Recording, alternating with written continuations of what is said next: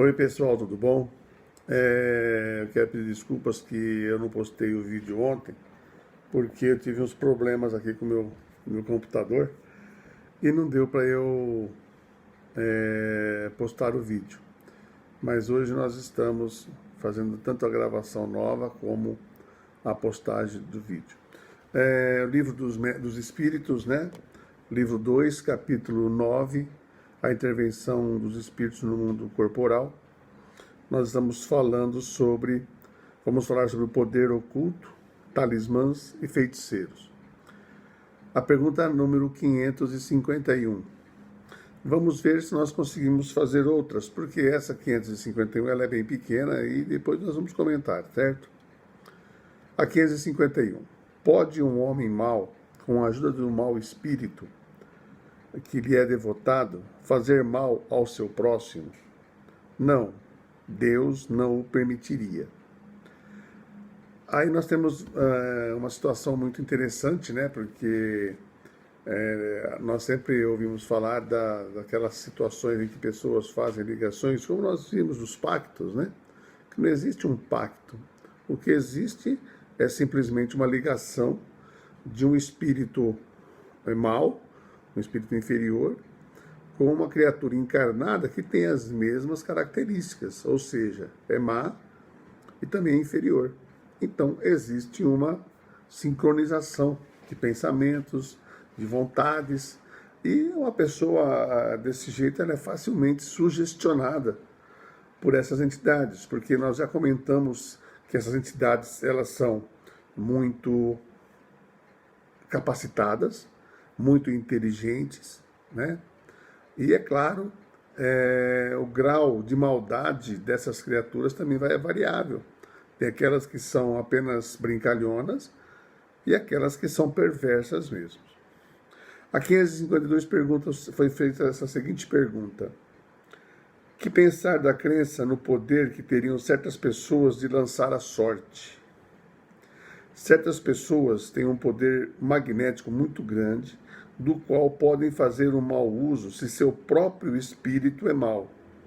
E neste caso, elas podem ser secundadas por outros espíritos, maus espíritos. Mas não acrediteis nesse pretendito poder mágico, que não existe, senão na imaginação das pessoas supersticiosas, ignorantes das verdadeiras leis da natureza. Os fatos que mencionam são fatos naturais mal observados e, sobretudo, mal compreendidos. Desculpa. Então, nós já comentamos a respeito, também várias vezes nas aulas, né, das cartomantes, das pessoas que predizem ver o futuro das pessoas, lançam a sorte, vê essas coisas, né? Sabemos que essas pessoas são circundadas ou secundadas de espíritos maus também, brincalhões, falsos sábios, e que têm muita capacidade, apesar da sua inferioridade. Então, a capacidade de repente, entrar na mente de uma pessoa que vai fazer uma consulta dessa, para ver o futuro, e, de repente, muitas coisas que ali são mostradas, é aquilo que o espírito da pessoa já viu, né, durante o estado de sono, e o espírito liberto. Nós sabemos que a consciência espiritual é diferente da consciência material, de modo que, quando o espírito volta, nós guardamos poucas coisas, mas está ali naquele arquivo, né? E essas entidades, de repente, uma pessoa vai fazer, pegar numa cartomante, ela já vai com o seu padrão vibratório baixo, porque é curiosidade, tem medo, ansiedade, e ficam fáceis para que essas entidades possam entrar nessa memória, né, que está ali, da memória do espírito, e retirar aquilo que pode vir a acontecer. No livro Memória é o Tempo, do Hermínio Miranda, nós temos um exemplo muito bom, um ensinamento muito bom, de como o espírito, quando ele sai do corpo, que ele pode saber, né, tanto do passado como do futuro que pode vir a acontecer, né? Nós sabemos que tudo depende do nosso dia a dia, do nosso livre-arbítrio. Então, aquilo que já está ali na frente pode ser que não venha a acontecer, certo? Qual pode ser o efeito das fórmulas e práticas com a ajuda das quais certas pessoas pretendem dispor da vontade dos espíritos? É a pergunta 553. O efeito de torná-las ridículas, se são de boa fé. Caso contrário, são patíveis que merecem um castigo. Todas as fórmulas são enganosas. Não há nenhuma palavra sacramental, nenhum sinal cabalístico, nenhum talismã que tenha uma ação qualquer sobre os espíritos, porque esses são atraídos pelo pensamento e não pelas coisas materiais. Nós sabemos que existem vários espíritos com várias capacidades, sim, de fazer o mal, de poder fazer o mal. Não porque estão ligados a uma pessoa, mas porque eles têm essa capacidade. E muitas vezes as pessoas usam talismãs, né, usam certos símbolos cabalísticos, né, algumas coisas assim, e isso não tem nada a ver. O que manda realmente é o pensamento, é a intenção daquele que está encarnado em querer fazer o mal. E é claro que os espíritos, tendo esses espíritos inferiores, tendo capacidade e essa brecha, é claro que vão poder estar fazendo coisas, mas não porque existem os símbolos dessas coisas, não, é por causa da ligação de pensamento. Certos espíritos não têm eles mesmos, algumas vezes, ditado fórmulas cabalísticas? Sim, tendes espíritos que vos indicam sinais, palavras bizarras, ou que vos prescrevem certos atos, com a ajuda dos quais fazeis o que chamais de conjuração. Mas estejais bem seguros que são espíritos que zombam de vós e abusam da vossa credulidade. Muitas vezes passam, né, a fórmulas místicas, passam coisas absurdas, e as pessoas, muitas vezes as pessoas ouvem, né, essas pessoas que vão fazer consultas, os videntes falam algumas palavras esquisitas, falam as coisas esquisitas, tal, como se estivesse conjurando algum espírito para chegar ali, para comentar alguma coisa.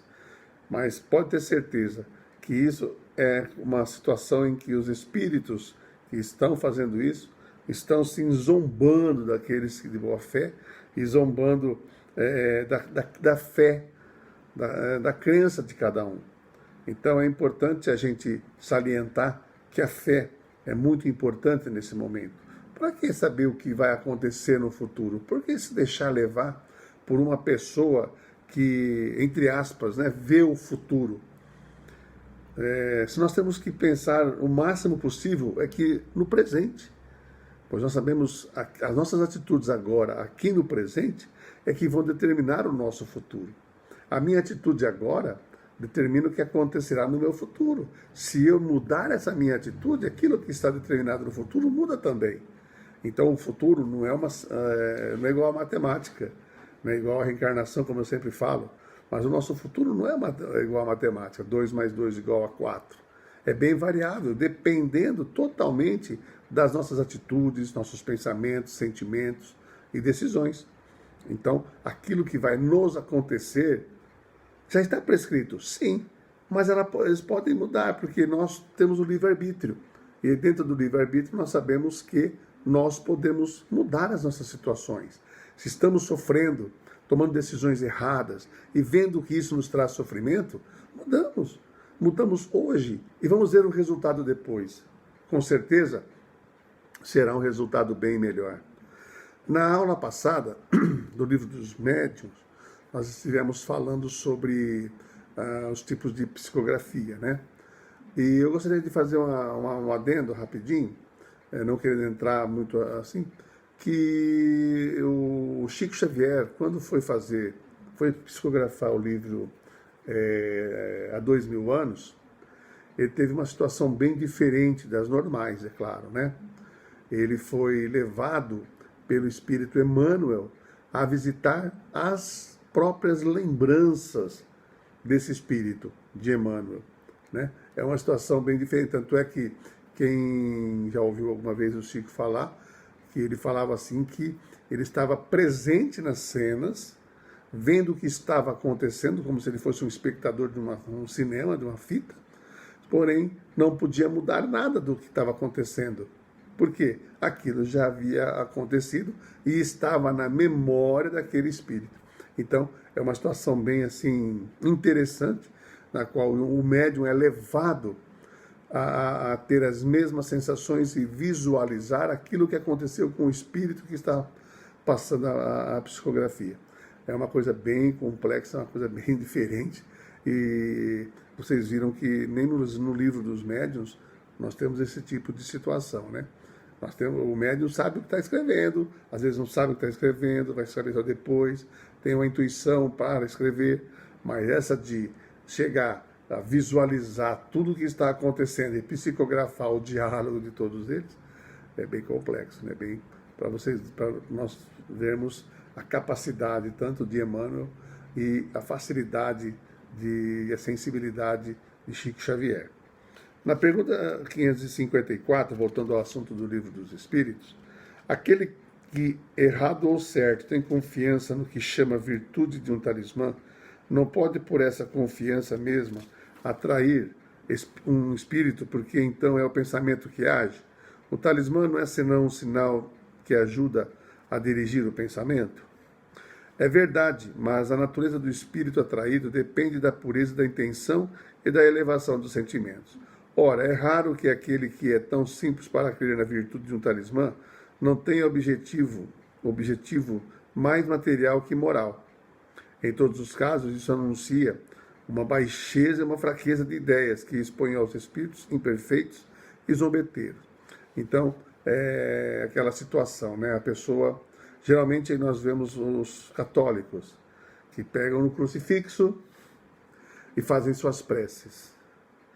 É uma maneira, vamos dizer assim, uma muleta, né, para as pessoas pegarem e terem o pensamento ligado a Jesus, certo? A doutrina espírita não tem nada disso. Então nós elevamos o nosso pensamento ao mais alto, os bons pensamentos, os bons sentimentos nos ajudam a isso, né? Enquanto outras pessoas usam as imagens dos santos, né? Dos santos. Nós temos no centro fotografias, né, do Emmanuel, né, mais ou menos assim desenhada, do nosso querido Bezerra de Menezes, do Chico, mas não é para venerar, né? É para ver que essas criaturas são criaturas que levam o espiritismo, estão dando uma situação, é bem diferente daquela de você chegar, se ajoelhar na frente daquilo ali e fazer um pedido, né? Nós sabemos que esses espíritos estão conosco dependendo do nosso padrão vibratório. Então nós temos que ter o quê? Um padrão elevatório. Essas situações de amuletos são muletas, né? Que as pessoas às vezes precisam para ter mais fé. Então é onde que realmente acontecem essas situações. Na pergunta 555, que sentido se deve dar à qualificação de feiticeiro? Aqueles a quem chamais feiticeiros são pessoas, quando de boa fé, dotadas de certas faculdades, como a força magnética ou a segunda vista. Então, como eles fazem coisas que não compreendeis, os acreditais dotados de uma força sobrenatural. Vossos sábios frequentemente não passam por feiticeiros aos olhos das pessoas ignorantes? É aquela situação, né? Quando a pessoa age de boa fé e tem as faculdades, né, tanto da força magnética ou também da segunda vista, que seria a vidência, é claro que quando as pessoas fazem algumas coisas, aqueles mais ignorantes, aqueles que não estão tão assim sabendo o que está acontecendo, acham que aquilo ali é uma coisa sobrenatural. Então é onde que muitas coisas que no passado eram tidas como sobrenaturais, nada mais eram do que efeitos mediúnicos, da vidência, da clarividência, do magnetismo. Então, é onde que a gente vê que vai mais daquilo que as pessoas creem, acreditam, né, do que uma coisa sobrenatural. O espiritismo e o magnetismo nos dão a chave de uma multidão de fenômenos sobre os quais a ignorância bordou uma infinidade de fábulas, onde os fatos são gerados pela imaginação. O conhecimento claro dessas duas ciências, o espiritismo e o magnetismo, que assim dizem ser apenas uma, mostrando a realidade das coisas e sua verdadeira causa, é o melhor preservativo contra as ideias supersticiosas, porque mostra o que é possível e o que é impossível, o que está nas leis naturais e o que é uma crença ridícula. Então, por aí, essa aí é uma observação do Kardec, depois da resposta dos espíritos, né? Então, nós vemos que realmente vai tudo da crença da pessoa. Então, nos tempos idos, no passado, as pessoas tinham uma crença em vários deuses, né? O fogo era Deus, o relâmpago era Deus, o trovão era Deus.